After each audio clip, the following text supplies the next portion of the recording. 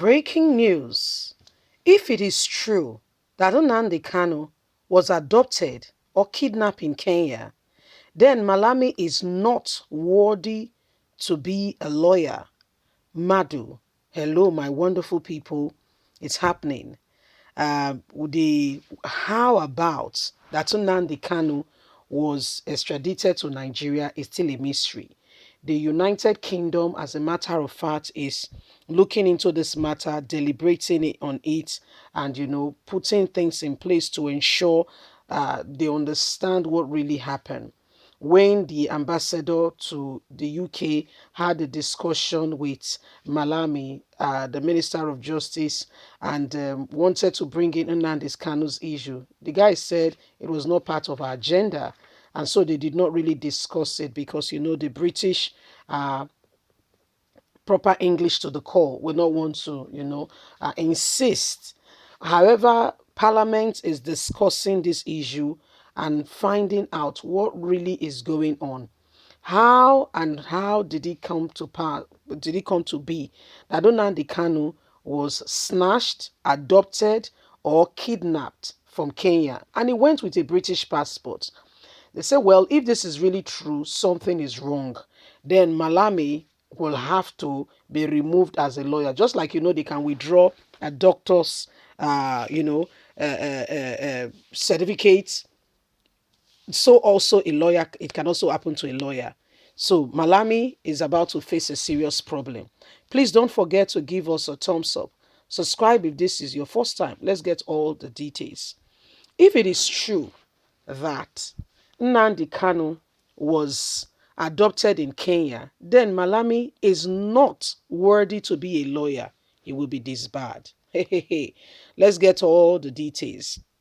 Following the reported arrest and extradition of Mazi Nnamdi Kanu from Kenya, the Minister of Justice and Solicitor General of the government, Abata, Canada, has slammed Malami Abubakar, the Attorney General of the Federation, and Nigerian Minister of Justice, Kelechi Madu, in a post on his LinkedIn page, said the report that the leader of the IPOB was adopted from Kenya, if it was true, then Malami is a disgrace to the rule of law and not worthy to be an officer of the court and should be disbarred immediately.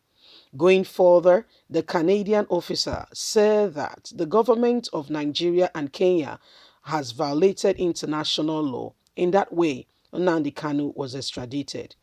Kelechi Madu, who is also the deputy government house leader, equally calls on the world leaders to impose appropriate sanction on the two African countries for stepping beyond boundaries, demanding that Nnamdi Kanu's release be released immediately due to the way he was carried or captured. Madu made Malami a bigot who does not understand what it means to live in a society governed by the rule of law. How can you extradite somebody by adopting him? Mr. Madu equally said that the Igbos and other ethnic group calling for the negotiation and division of Nigeria did not want violence or war and want it done peacefully. Why is Nigerian government making things difficult for the people? So my people, there you have it. This is also a lawyer, also a member of the parliament in Canada, and a Nigerian Canadian who is saying what has happened is not acceptable in any way, form, or kind. And so if it is true that indeed the reports and the news we keep hearing that Nnamdi Kanu was adopted is really true, then there is serious cause for concern. Oh yes, there is. A very serious one at that. That means Kenya and Nigerian government needs to be seriously sanctioned for the roles they have played in all of this. In Nigeria today, when you look at all that is happening, you really wonder if we have a justice system. Of course, it's just written in paper. It's not a true reflection or representation of what is happening. We just have it written in paper. Yes, they're just written in paper. But it's not a true, we don't live by it. We're not governed by the rules or no that. No, no, there's no such thing. People do whatever they want to do, act the way they want to act. The government go into people's house in the middle of the night. In fact, that is the government is what hoodlum, even not declaring the person wanted. Who does that? You are the one at fault. You are the one also trying to say the person is at fault. Excuse me, who does that? You are the one at fault. You are the one who went to somebody's house unannounced. It's not like there is ever any prior, invitation and the person failed to show up. Even if the person failed to show up, is that the way to go about things? Are there not diplomatic, proper way of going about things? Then you go to the person's house in the middle of the night, snatch the person away, and then you still have mouth to speak.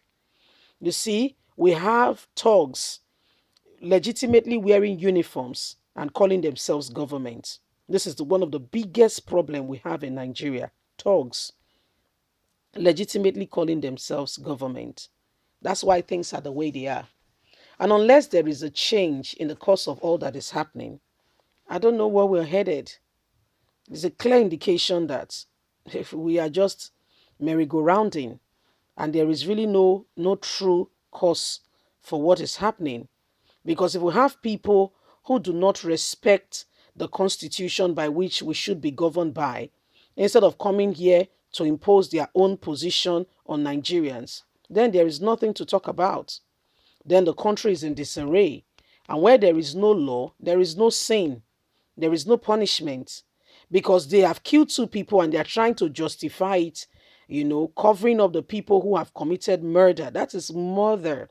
That is murder, really. What has happened in Sunday Igboho's house is murder. People were in their house. There was no invitation. They did not resist arrest. There was no discussion. As a matter of fact, we don't judge by hearing one side. DSS said they got there and they started shooting sporadically because the people were retaliating to them, were repelling their approach. But the truth of the matter is, the people said we were there, we were at home. I mean, all of a sudden we started hearing gunshots and what have you, and I mean, their sporadic shooting was what led to two people dying. But Nigerian government, you can't get away with them. They lie like there is no tomorrow. They lie too much. Leave us a comment. We'd like to hear from you. Please don't forget to like us, share, subscribe. Click on the notification button so you can get all our latest news. God bless you. Bye for now.